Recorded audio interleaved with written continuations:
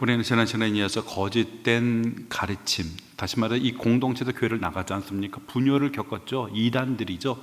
예수님의 육체로 오심을 부인하고, 또 어떻습니까 여러분? 예수님이 바로 메시아 되신다는 것을 부인하는 그런 자들, 이미 공동체 나갔지만 공동체 성도들은 그로 인해 커다란 분열 속에, 전에는 같이 먹고 마시고 함께 주를 섬기고 정말 모진 핍박도 같이 이겨나갔던 그랬던 사랑의 공동체가 분열을 겪게 되어지면서 여러분 커다란 홍역을 치렀고 영적인 깊은 침체 가운데 빠져서 이들의 신앙을 회복시키기 위해서 오늘 사도 요한이 편지를 보내게 된 줄로 믿습니다. 근데 여러분, 우리가 지난 시간 우리가 1장 5절에서 10절까지 말씀을 우리가 살펴보면은 이 거짓된 가르침을 하는 사람들이 단순히 예수님의 육신의 이 오심을 부정하는 것만이 아니라 여러 가지 거짓된 가르침들이 있었어요. 사도 요한은 하나하나 가정법을 통해서 우리가 만일 우리가 이렇게 하면서 그들의 가르침의 그 주장들을 하나하나 열거를 하면서 사도 요한이 논박을 했죠. 그게 뭡니까 여러분? 우리는 하나님과 상인다, 우리는 하나님과 교제한다, 그러면서 어때요? 어둠 가운데 향한다는 겁니다. 우리 죄 없어, 우리 안에 죄 없어. 죄를 여전히 저지르면서도 죄가 없대. 더 나가서 뭡니까? 우리는 죄가 없을 뿐만 아니라 범죄하지도 않아. 이렇게 얘기하는 거예요. 그래서 사도 요한이 그들의 가르침에 대해서 하나하나 논박을 하는데, 논박하기 전에 제일 먼저 하는 게 뭡니까? 대전제를 딱 세우죠. 뭐죠? 하나님은 빛이라, 이거죠. 여러분, 우리는 하나님의 교회일 때 많은 위로를 받기를 원합니다. 여러분, 오늘날 참 이렇게 조사를 해보니까요, 사람들이 제일 많이 가는 곳이 어디냐? 요즘에 텔레비전에도 그 물어보살인가요? 그 서장훈이하고 그 누굽니까? 그 제가 이름을 까먹었는데 개그맨 2명이 나와가지고, 그래서 마치 이제 무속인으로 해가지고 오면은 이렇게 상담을 해주지 않습니까? 그죠? 상담을 해요. 근데 참 보면은 거기 서장훈 씨 그분이 아주 적재적소에 지혜로운 조언을 줍니다. 그러다 보니까 무슨 이혼 숙녀 프로그램으로 나와가지고 조정도 하는 거 보니까 몸도 체격도 그렇지만 또 이 사람이 되게 현명해요. 현명한 적재적소의 말을 하니까 사람들에게 많은 인기가 있단 말이죠. 오늘 여러분 기독교 신자 중에 40% 이상이 어디를 많이 가니까 점 치러 간대요. 점 보러 가는데 부쩍 늘었다고 합니다. 그리고 이 무당을 했던 사람들이 회심해서 주님께로 돌아왔을 때 이 사람들이 내 고객 중에 40%는 목사님, 전도사님, 장로님, 강도사, 권사님들이 참 많이 온대요. 그래서 왜 사람들이 거기를 가니까 속 시원한 답을 얻고 싶어 하는 거예요. 사람들이 너무 세상이 복잡하고 힘드니까. 그것이 참되고 거짓된 거 그건 둘째치고 답을 얻고 싶어 한다는 거예요. 답을. 그리고 뭐냐면 위로받고 싶어 한다는 거예요. 위로를 받고 싶어 한다는 거예요. 그게 참된지 그거는 둘째치고 위로를 받고 싶다 이러는 거예요. 그래서 무속인을 찾아가는 게 요즘에 그런 예능 프로그램 때문에 더 그 분위기가 막 그 옛날에는 그런 게 다 검열됐는데 지금은 이게 풀어져 가지고 더 사람들을 부추긴단 말이에요. 그러다 보니 사람들이 교회를 가기보다는 무속인들을 찾아가면 당장에 OX탑이 탁 나오잖아요. 길할 겁니까? 흉할 겁니까? 복이 있을 겁니까? 아니면 망할 겁니까? 다 좋은 얘기 해주죠. 복채 좀 더 얻으려고 해서 나쁜 얘기 했다가 또 그걸 또 길하게 또 얘기도 해주죠. 근데 뭡니까 여러분? 다 거짓된 거잖아요. 성경에서 하나님의 가장 가증하게 여기는 것들이 점치고 무당, 박수, 우리 하나님의 가장 가증하게 여기는 거잖아요.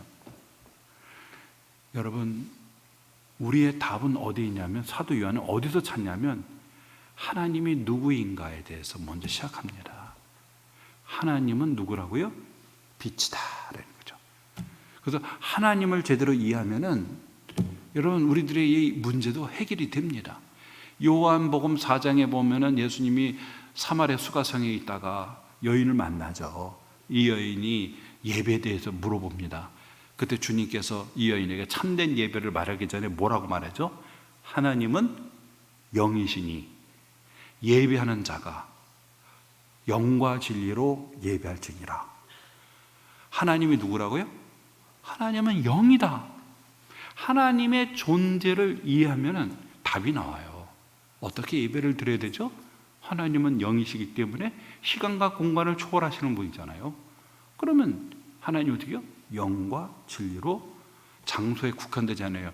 유대인들은 예루살렘이었어요. 사마리아 사람은 그림짐산이어서 그런 예배 장소에 가서 예배를 해야 신을 만난다.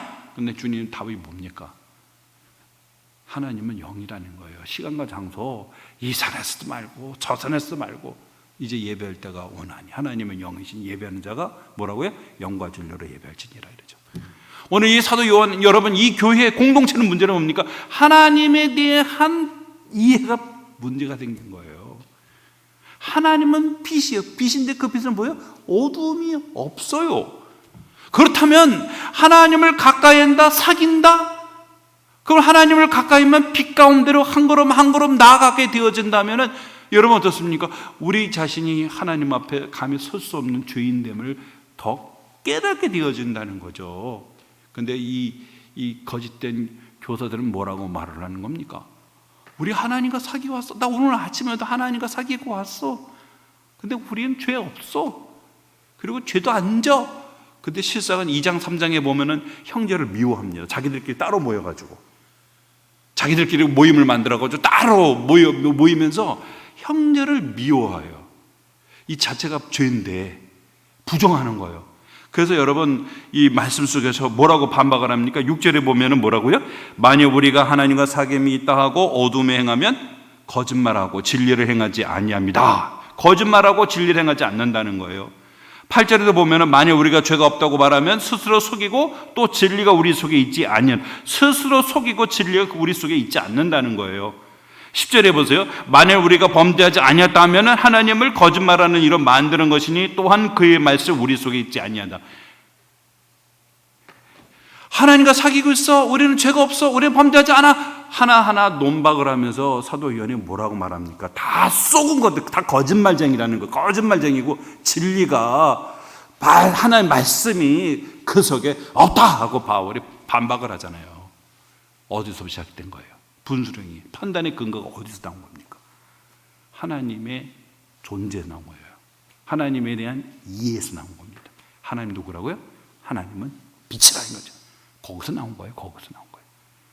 그래서 여러분 우리가 신구약 성경을 읽을 때 우리가 어디에 주목을 하셔야 되냐면 내가 위로받고 싶은 말씀 그런 말씀만 찾아보지 마시고 신구약 성경을 통해서 말씀하시는 우리 하나님이 어떤 하나님에 대해서 주목하시기 바랍니다. 로이드 존슨은 오늘날 현대인의 불행은 하나님을 주목하지 않고 사람을 자꾸 주목한다는 거예요.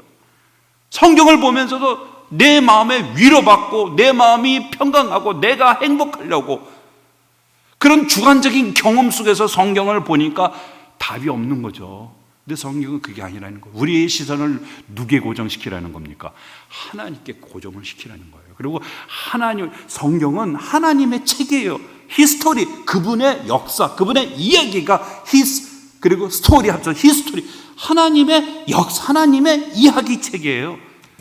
그 속에서 우리가 물론 인간이 어떤 존재인지, 우리들의 운명이 어떠한지, 왜 인간이 왜 이런 문제 가운데 있는지, 왜 세상이 왜 이렇게 돌아가는지를 설명해 주고 있지만 궁극적인 것은 만물은 누구에게서 나오고요?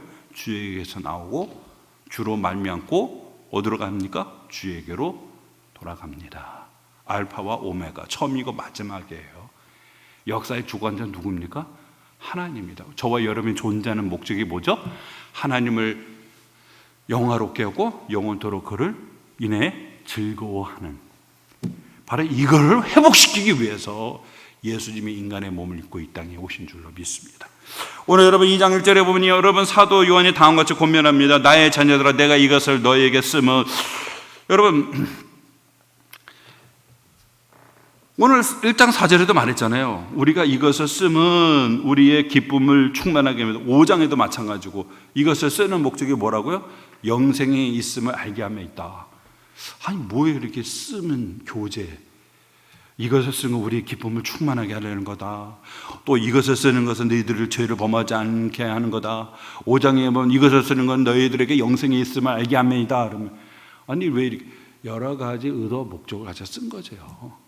단 한 가지가 아니라 기쁨을 충만케 하고 죄를 짓지 않게 하고, 너희들이 영생이 있는데 지금 상당히 영적 상태가 안 좋다 보니 내가 과연 영생이 있는가, 이게 불확실성이 있는 너희들에게 영생이 있음을 알게 하고, 이게 다 연결되어 있는 거죠. 연결되어 있는 거죠. 오늘 여러분, 오늘 화두를 바꾸죠. 그동안에 5절에서 10절까지 계속해서 이들의 가정을 하면 이들의 가르침에 대해서 소개하고 논박을 했는데, 오늘 2장 1절에 보니까 자녀들아, 가정용어를 쓰죠. 사랑과 깊은 애정의 표시로 자녀들아 하면서 어루만지면서, 내가 지금 이 편지를 내가 쓰는 또 다른 두 번째 목적이 있어. 그것은 바로 너희로 죄를 범하지 않게 하려 함이야. 이렇게 말하고 있어요. 죄를 범하지 않게 하며. 왜 여러분, 사도 요한이 여기서 왜 이런 표현을 쓸까요? 왜 가정용어로 여러분 자녀들아라고 말하면서 이것을 쓰는 목적에 대해서 왜 이 점에서 밝히고 있느냐? 지금까지 5절에서 10절까지 사도 요한이 그들의 거짓된 가르침을 소개하면서 논박을 계속할 때 어떻게 논박을 했습니까? 사도 요한이 뭐라고 말을 하죠? 우리가 뭡니까? 여러분, 하나님 앞에 죄를 자백하면 그는 미쁘시고 의로사 우리 죄를 사하시며 우리를 모든 불의에서 깨끗하게 하실 것이요. 성도들이, 그리고 이 거짓된 이 가르침을 갖는 사람들이 여기서 오해를 할 수 있다는 것을 염두에 두고 있는 거예요. 어떤 오해냐면, 그래? 죄를 지으면 주님께 가서 그냥 자백만 하면 다 용서를 받아? 야, 그러면 그냥 죄 짓는 거에 대해서 무관해질 수 있잖아요. 그렇죠?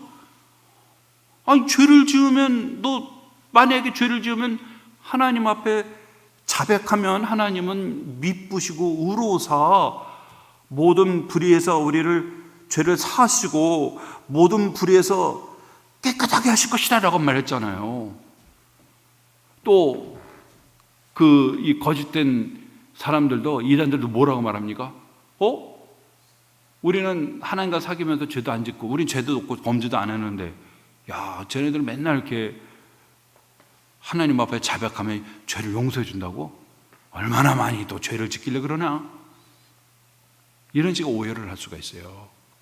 그래서 오늘 사도 요한은 그들을 논박하면서 지금 오해를, 혹시나 또 성도들 가운데 오해가 있을까 봐 오늘 사도 요한이 이 점을 좀 짚고 가는 거예요.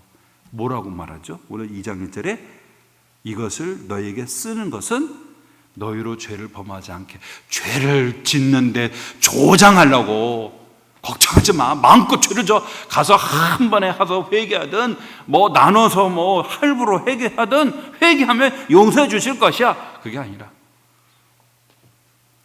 죄를 짓지 않게 하면 있다는 거예요. 예? 그래서 여러분, 그동안의 말씀은 죄의 결과에 대한 얘기를 사도 요한이 해요. 그럼 죄의 결과를 어떻게 처리할 것이냐, 이 관점에서 얘기했다면 2장 1절은 그게 아니라 예방적인 차원에서 얘기하는 거예요. 예방적인 차원에서. 이게 뭡니까 여러분? 죄를 짓지 말라는 거예요. 죄를 지었다면은 그런 정죄감에 사로잡혀가지고, 예? 낙심하고 절망하는 게 아니라 주님께 가서 회개해서 용서를 받을 수가 있지만, 그런데 여러분 뭡니까? 죄 짓지 말라는 거예요. 죄 짓지 말라는 거예요. 여기서 보면은 이 죄를 범하지 않게 한다는, 여기서 죄를 범하다는 단어가 하마리 테오라는 동사 썼어요. 근데 이게 부정각어를 썼는데, 이 부정각어가 뭐냐면 역사적이고 격언적인 사실을 얘기하는 부정각어예요. 그 말은 뭐냐면, 이것은 여러분 불변의 진리란 뜻입니다. 불변의 진리. 뭐가 불변의 진리예요?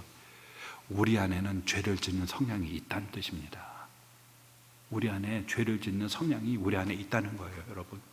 사도 바울이 여러분 고린도 후서 4장에 보면은 겉사람과 속사람에 대한 이야기를 16절에서 얘기하잖아요.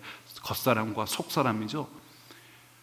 왜 이 구분합니까? 속사람은 성령으로 새롭게 탄생된 마음이라면, 겉사람은 뭐냐? 우리 안에 죄된 몸을 뜻하는 겁니다. 죄된 몸. 우리가 하나님의 생명을 가져도 우리 몸에는 뭐가 있냐면 죄가 상존하고 있어요, 우리 안에.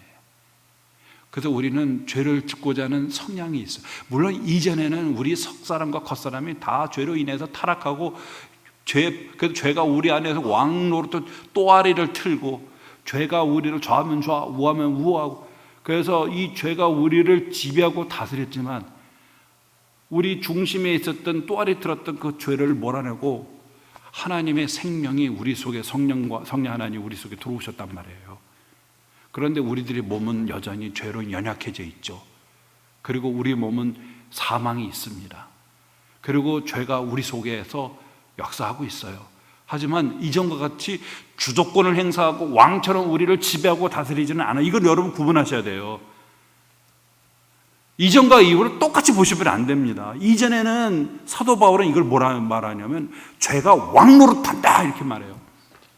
로마서 7장에 보면 탄식하잖아요. 오호라 이 사망의 몸에서 누가 나를 건져내려. 내 속에는 하나님의 율법을 정말 즐거워하는 것이 있지만 또 다른 내 안에 속사람의 또 다른 법이 있어서 나를 끌고 가는도다 라고 말하고 있어요.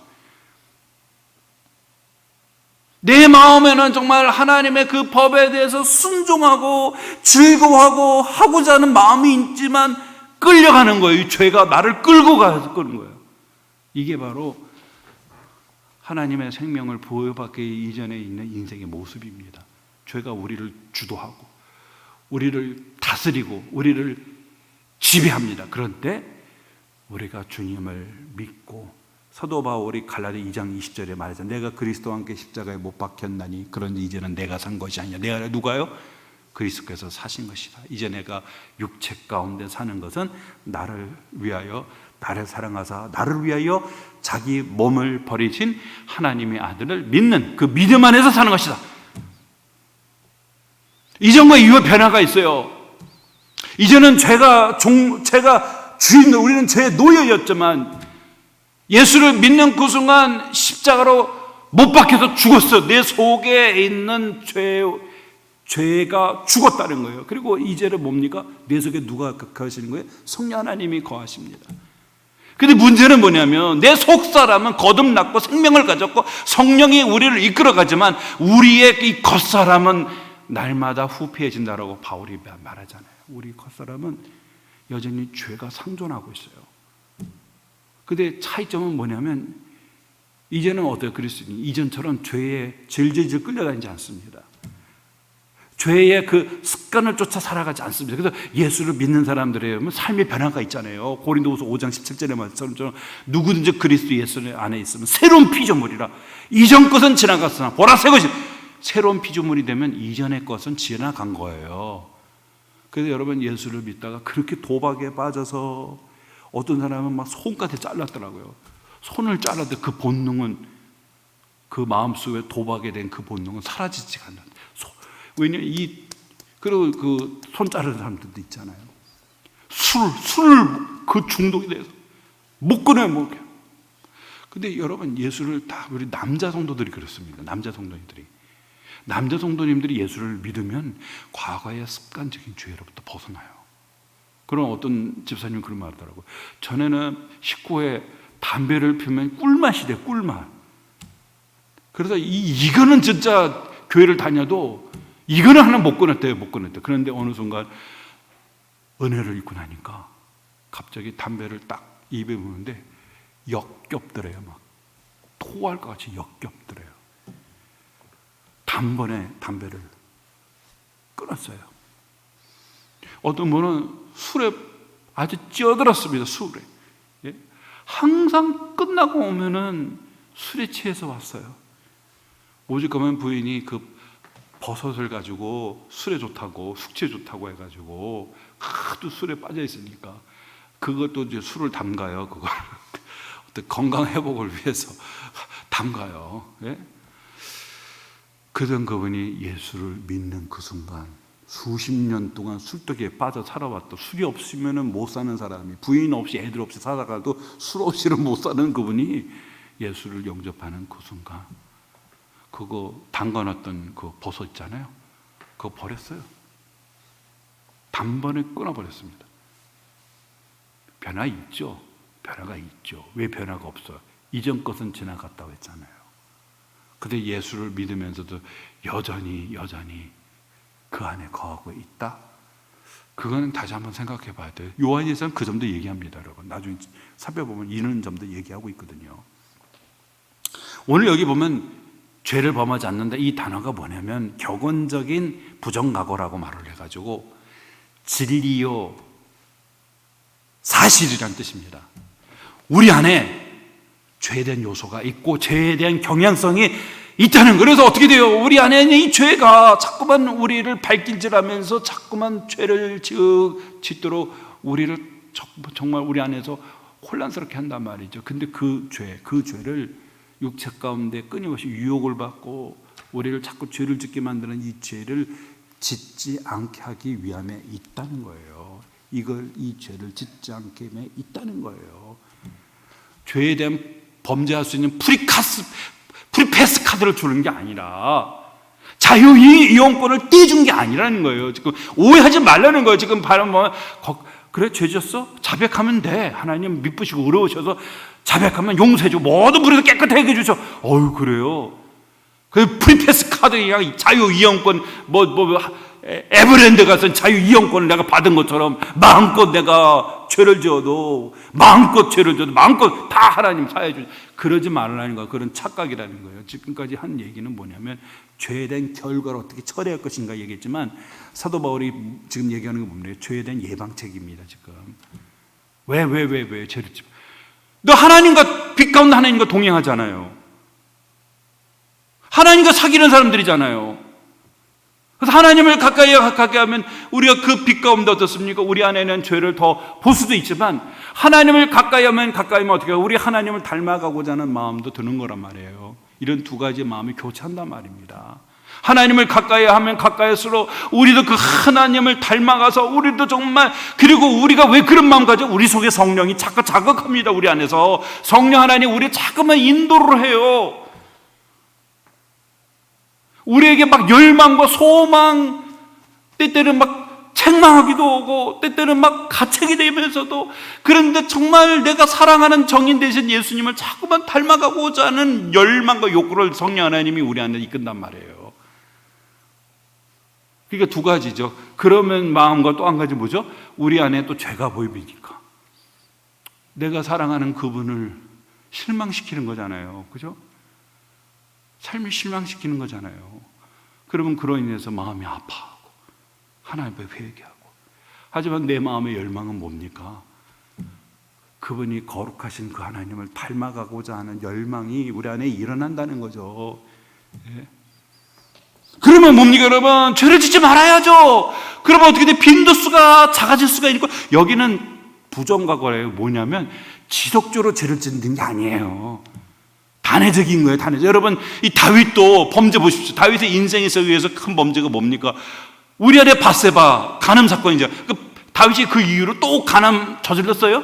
없잖아요. 인구조사 정말 7만 명이 죽었어요. 하나님 앞에 내가 죄를 지었는데 나와 내 아비 집을 치십시오. 이 백성 뭔 잘못이 있습니까? 하나님 앞에.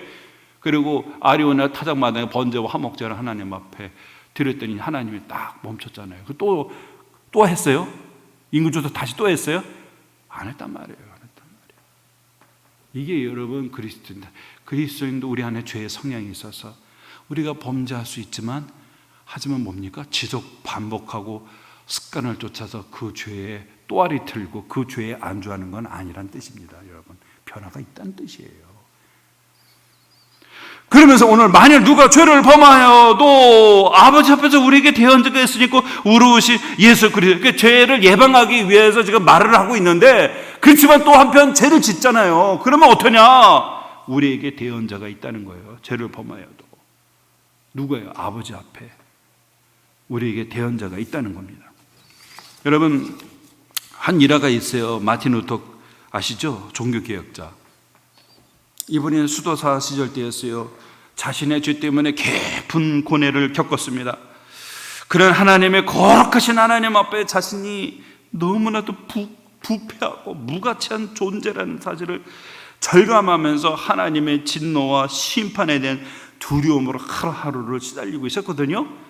어느 날 루터가 기도 중인 책상 앞에서 묵상하고 있는데 그때 사단이 속삭입니다. 두루마리를 펼치면서 루트가 평생 지은 죄들이 하나하나 적혀 있는데 조롱하듯이 이렇게 말합니다. 루트야, 너는 이 죄를 지었다. 거짓말, 교만, 질투, 음란, 나태함, 이 모든 죄를 너는 기억하고 있겠지? 너는 하나님 앞에 설 자격이 없다. 너는 정죄받아 마땅하다. 루트가 그 죄 목록을 바라보면서 잠시 침묵하다가 그는 그 죄를 부인할 수가 없어요. 자기가 저질렀으니까. 그때 떨리는 손으로 펜을 들어 그 목록 아래 이렇게 썼습니다. 이 모든 죄 위에 나는 이렇게 쓴다. 그리스도의 피가 나를 깨끗하게 하셨느니라. 그리스도의 피가 깨끗하게 하셨느니라. 그래서 여러분, 우리가 죄를 지으면요, 우리 안에 있는 양심, 하나님의 그 선한 양심이 작동합니다. 그러면 어떻게 되죠? 그 죄책감을 주죠. 그죠? 죄책감을 줍니다. 그러면요, 사단이 항상 거기서 끼어들어와요. 야, 너 한번 잘 생각해봐. 너 거듭난 사람 맞니? 중생한 사람 맞아? 너 이러고도 천국 갈 거라고 생각해? 너 염치도 없이? 그러면 어떻게 돼요? 마음에요, 침체에 빠지고 신앙에 대한 불확실성을 갖게 됩니다. 내가 과연 구원받은 사람인가? 여러분 다 겪어보지 않았었어요? 예? 저도 그런 경험 좀 종종 있습니다. 목사인데, 야야야, 너 일반 성도들도 짓지도 않는 그런 죄를 너 짓고 있는데 너 그렇게 염치도 없냐? 강단에 설 자격이 있어? 너 자신의 영혼 똑바로 봐. 사단이 속삭이죠. 자격이 없죠. 맞아요. 근데 누가요? 충성되게 여겨, 고린도전서 4장에 말하잖아요. 충성되게 여겨주셨지. 내가 언제 충성됐다고 그랬어요? 예?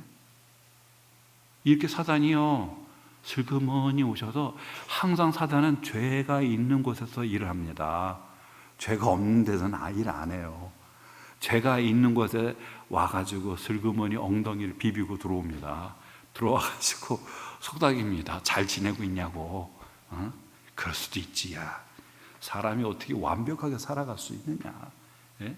아무도 안 보고 있는데 그냥 한잔해, 괜찮아. 어? 그러다가 내가 한잔하면, 야, 너 부끄럽지 않아? 어? 어떻게 네가 교회 집사고 권사가 된 사람이, 다른 사람 신앙을 끌어주고 권면하고 세워줄 사람이, 어떻게 네가 여기서 그런 죄를 지을 수가 있어? 너 그러고도 어떻게 집사라고 권사라고?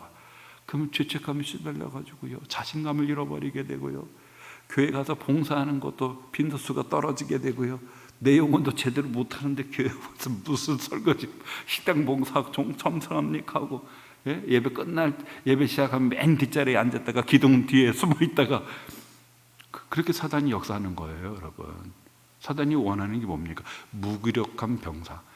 병사가 아니에요. 병사인데 우리가 좋은 군사가 돼야 되잖아요, 예수 그리스도에. 근데 우리는 뭐냐면 이미 패잔병으로 만들어 놓은 거예요. 여러분, 이 사람이 겁을 먹으면 무섭습니다. 옛날에는 전쟁할 때 병사들이 겁을 먹으면요, 그 두려움이 전염병처럼 퍼지면요, 그건 패배하는 거랑 마찬가지예요. 그래서 전쟁터에 나갈 때 율법 말씀 뭡니까? 예? 겁나는 사람은 나가지 말라고 그러잖아요. 결혼한 사람, 땅을 샀는데 이제 수확을 해야 되는데 첫 해인데, 뭐 나온 사람이든지 혹은 결혼한 이제 얼마 안 되는 사람들이, 그 중에 제일 먼저 뭐냐? 겁이 나는 사람, 겁나는 사람들은 나가지 말라는 거예요. 그 한 사람 때문에 내 주변 사람들 어떻게 해?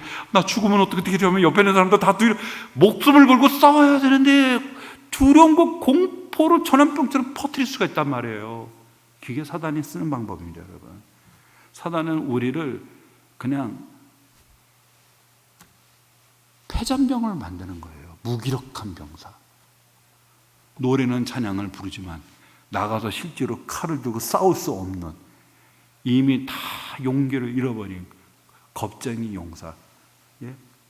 오주의 마법사에 보면은 그 겁 많은 사자인데 겁이 많아요. 그런 사자로 만들고 싶어 한다는 거죠. 그래서 만일 누가 죄를 범한다면, 정말 이 편지 쓰는 거는 너희들이 죄 안 짓게, 정말, 그죠? 하나님이 빛 가운데 거하신 거죠. 너희들도 거룩하게 죄를 짓지 않냐고 빛 가운데 걷기를 원하는데, 그러나 우리는 연약해서 죄를 지을 수 있어요. 그러면 어떻게 하죠? 거기서 자포자기하거나 그런 정죄감에 시달리며 그 자리에서 주저앉는 게 아니라 어디로 가라는 거예요?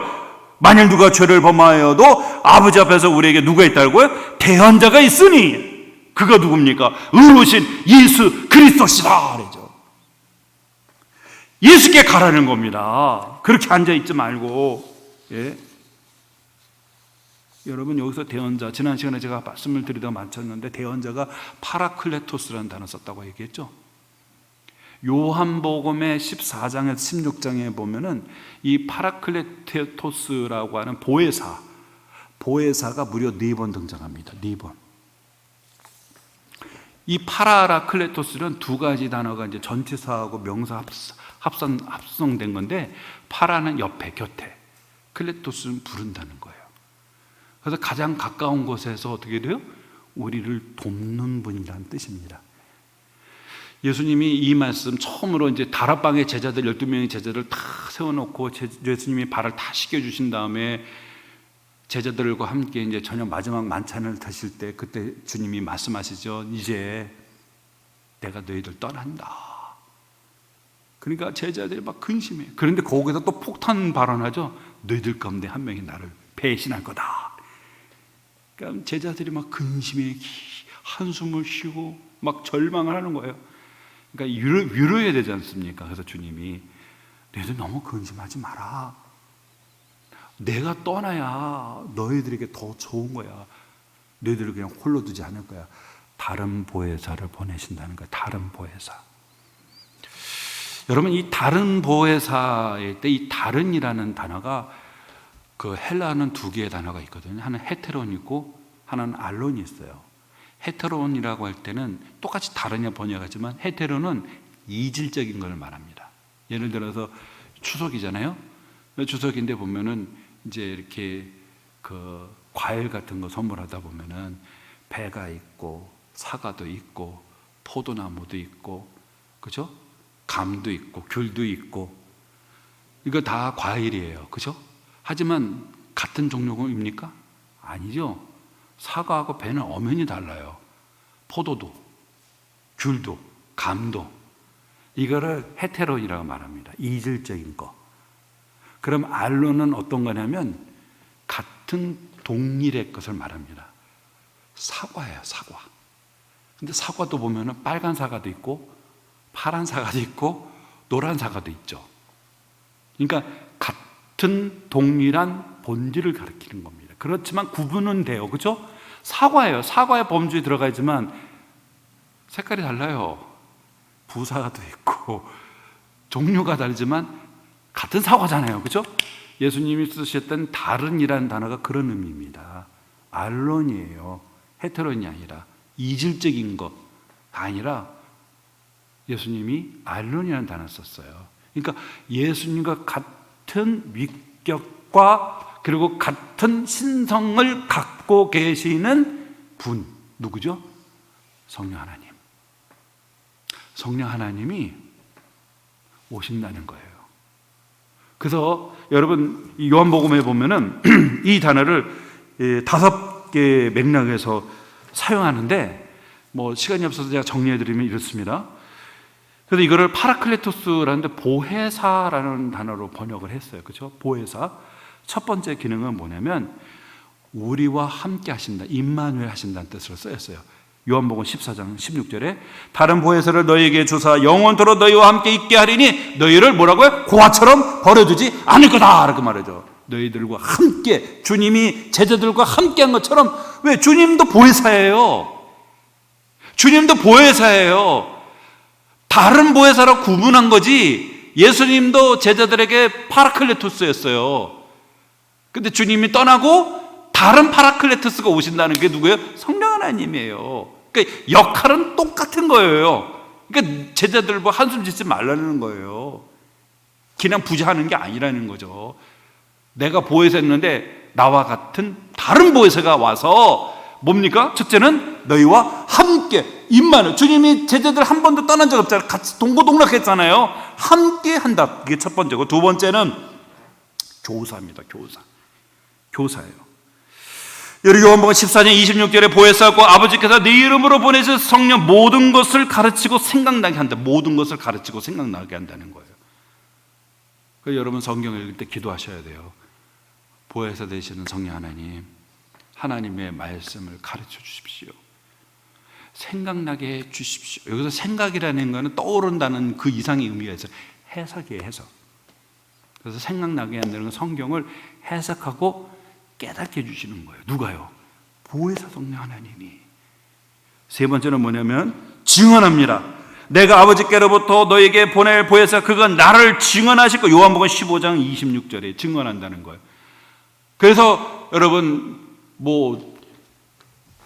세상의 관장에 끌려갔을 때 두려워하지 말라고 하잖아요. 무슨 말을 할지 내가 너에게 주실 테니까 염려하지 말라고. 증언하는 거예요. 증언하는 거예요.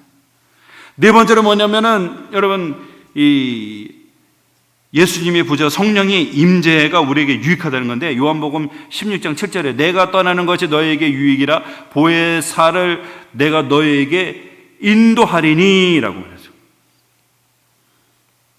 그분이 와서 죄에 대하여, 의에 대하여, 심판에 대하여 세상을 책망하실 것이다. 요한복음 16장 7절 8절에 와서 책망을 한다는 거예요. 여러분 범죄하면 성령 하나님이 책망합니다. 죄를 지은 거에 대해서 엄중하게 경고도 합니다. 마지막으로 여러분 진리로 인도하십니다. 요한복음 16장 13절 그가 너희를 모든 진리 가운데로 인도한다라는 거예요. 그래서 여러분 이 성령 하나님을 이제 보혜사를 보낸다고 했을 때 언제 보내셨어요? 언제요? 언제 보내셨죠? 사도행전 이전에 오순절 사건 때 강림했잖아요. 성령이 강림했잖아요. 베드로 설교하면서 뭐라고 했죠? 너희들이 받은 이 성령 누가 줬냐? 하나님의 보좌 우편에서 주가 되고 그리스도가 되신 예수님이 이 성령을 너에게 보낸 거다 이렇게 했잖아요. 그래서 그때부터요 사도행전에 보시면은 성령 하나님을 소개할 때 주의 영, 예수의 영이라고 소개합니다. 주의 영, 왜 예수의 영으로 소개할까요? 예수님이 보내셨기 때문에. 그래서 예수님이 보혜사 하셨던 역할을 누가 하는 거예요? 성령 하나님이 똑같게 주님이 제자들과 함께 동고동락하고 그들을 진리를 가르쳐서 깨닫게 해주시고 또 파송했을 때 제자들이 또 증언케 하시고 또 진리 가운데도 또 인도해 주시고 또 제자들이 어떻습니까? 막 바리새인이 막 벌떼같이 공격할 때 다 주님이 막아주시고 보호해 주시고. 이게 누가 한 거예요? 보혜사가 하신, 예수님이 하신 건데 성령 하나님이 똑같게 하신다는 거예요. 그래서 주의 영이다, 예수의 영이다. 여러분 그분이 바로 의로우신 예수 그리스도라. 예수 그리스도라 태연자가. 근데 왜 의로우신이라고 말할까요? 예수 그리스도인데.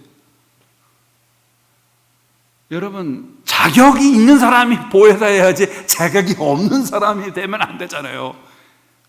흠도 많고 죄도 있고 무자격자가 와가지고 변호하면 변호가 되겠어요?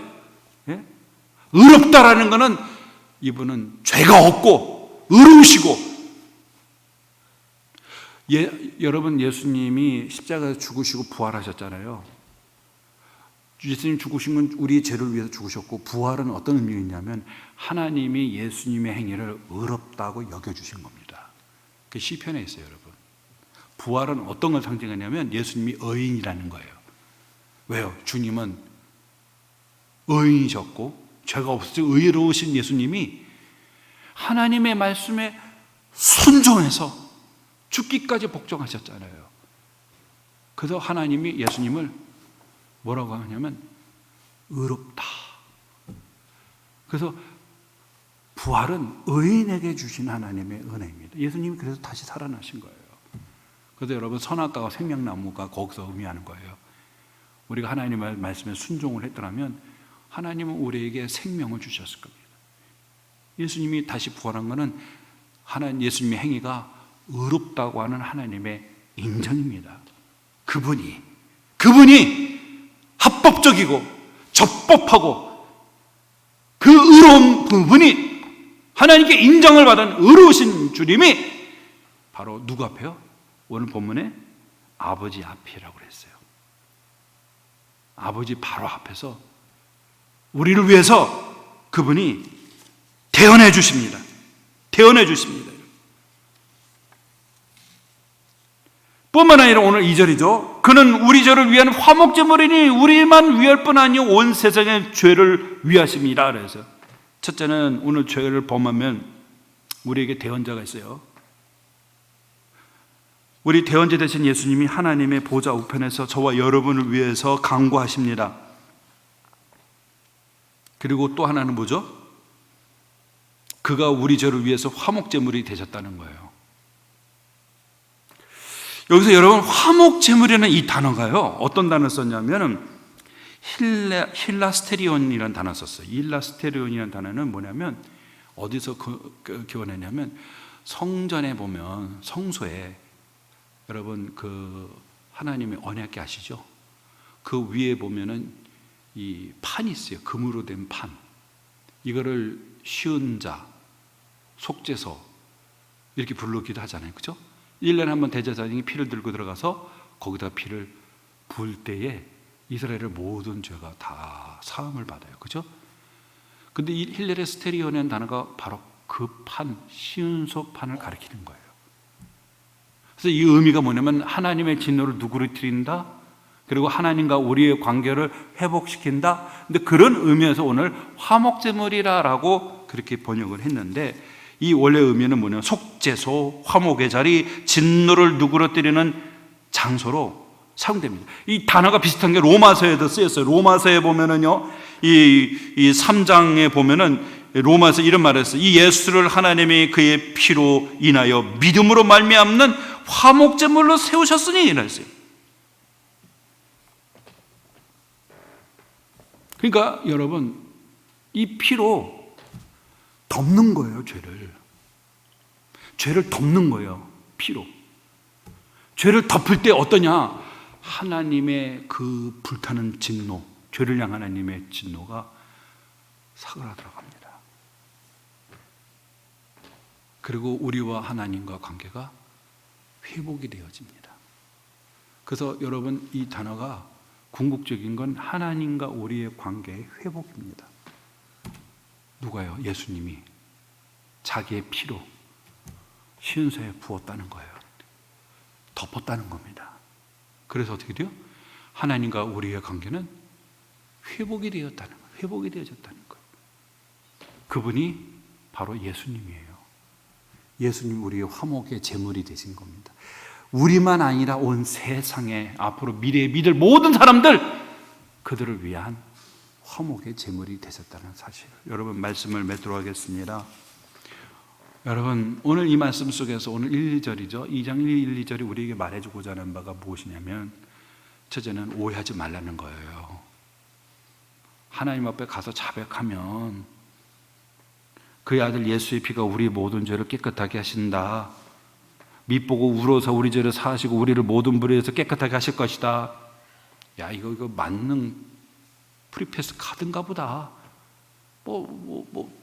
죄를 지으면 가서 용서를 구하면 되지.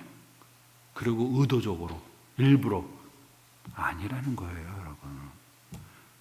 지금까지의 말씀은 죄의 결과, 죄를 저질렀을 때에 어떻게 이거를 다룰 거냐라는 걸 얘기한 거라면은, 오늘 사도 요한이 하고자 하는 말은 뭐냐면 죄를 짓지 않게 하며 있는 거예요. 왜? 우리는 하나님의 빛 가운데 걸어가잖아요.